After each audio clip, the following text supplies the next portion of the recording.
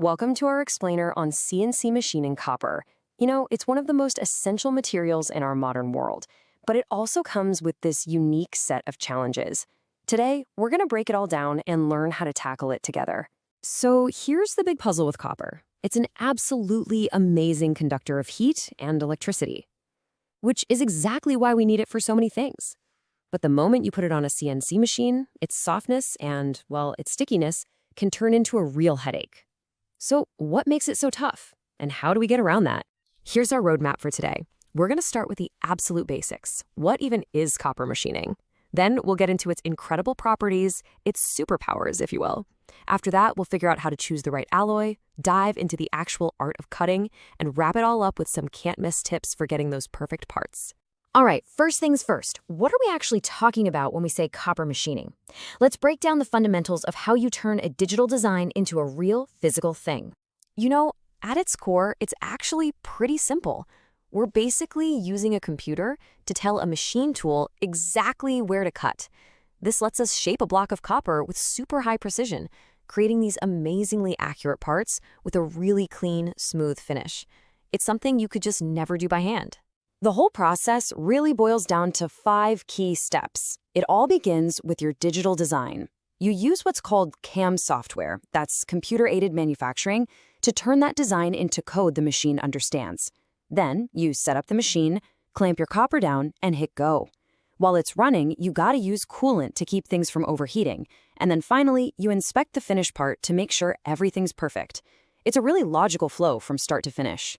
So you might be thinking, if it's kind of tricky, why even bother? Well, this next part is all about copper's unique superpowers, the incredible properties that make mastering it totally worth the effort. And yeah, to put that challenge into perspective, just look at how copper stacks up against other metals. It gets a machinability score of just 4 out of 10. Ouch. When you compare that to aluminum, which is basically a dream to work with at 9 out of 10, you can see that copper forces you to slow down and it's going to wear out your tools faster. But here's the payoff. This is why we put up with the difficulty. When it comes to conducting electricity and heat, copper is the absolute champion. No contest. Its thermal conductivity is almost double that of aluminum. So for things like electronics, radiators, heat sinks, there's just no other choice. And get this, here's a superpower you probably didn't see coming. Copper is naturally antimicrobial. It kills over 99.9% of bacteria that lands on its surface, and it does it within just a couple of hours. This is huge for things like medical equipment or even doorknobs in public places. Okay, so you don't really just machine copper. You're always machining a specific copper alloy. The best way to think about it is like picking the right flavor for a recipe. Each one has a totally unique profile and is good for different things. So, first up, you have your pure copper. This is what you grab when conductivity is absolutely everything. We're talking high-end electrical components, heat sinks, that kind of thing. But just remember, this is also the softest and stickiest version, so you've got to be extra careful when you're machining it. Then you've got brass, which is just copper mixed with zinc. And this stuff? This is the beginner-friendly option.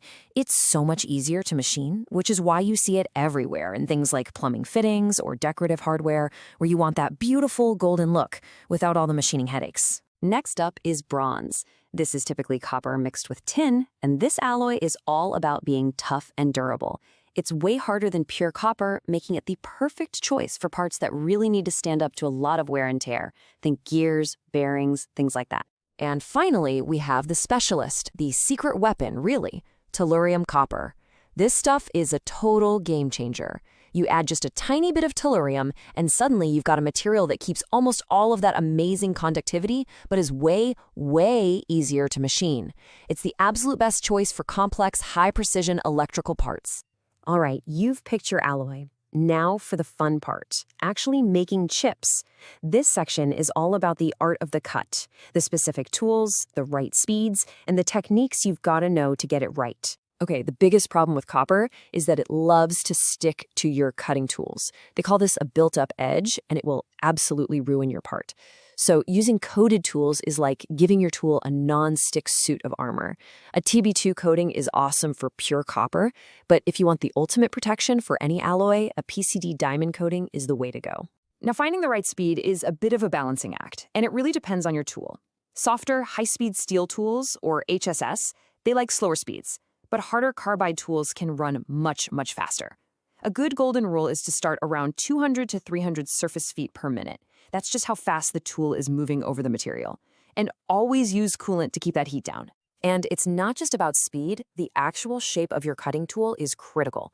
If you want those clean, smooth cuts in copper, you need a tool with what's called a high rake angle and a super sharp edge. Seriously, think about slicing a tomato. A sharp knife glides right through, but a dull one just makes a mess. It's the same idea here. That sweet spot for the angle is right around 90 degrees. Okay, let's bring this all home. This last section is just a practical guide packed with tips to help you avoid those common mistakes and get a successful part right from the very beginning. Look, let's be real. The number one thing you're going to notice when you start is that your tools wear down fast. Copper's soft and sticky nature just means it wants to build up on your cutting edges. And honestly, just knowing that and expecting it is the first step to beating it. So here's your quick troubleshooting cheat sheet. If you see that copper sticking to your tool, that built-up edge, try a coated tool, or just flood it with more coolant. If your surface finish looks bad, with scratches and smears, try slowing down your feed rate. And if you see burn marks from overheating, you guessed it, more coolant and maybe slow down your speed a little. And just as a quick reminder of why this all matters so much, think about where these parts actually end up, from the circuit board inside your phone, to the radiator in your car, to the pipes inside your walls. CNC machined copper is literally everywhere. When you really boil it all down, mastering copper is about more than just making a part. It's this amazing process of taking an idea that only exists as digital code on a screen and turning it into a beautiful, functional object you can hold in your hand. So, there you have it. We've covered the challenges, the superpowers, the alloys, and the techniques. You've got the fundamentals down, so the only real question left is, what are you going to create?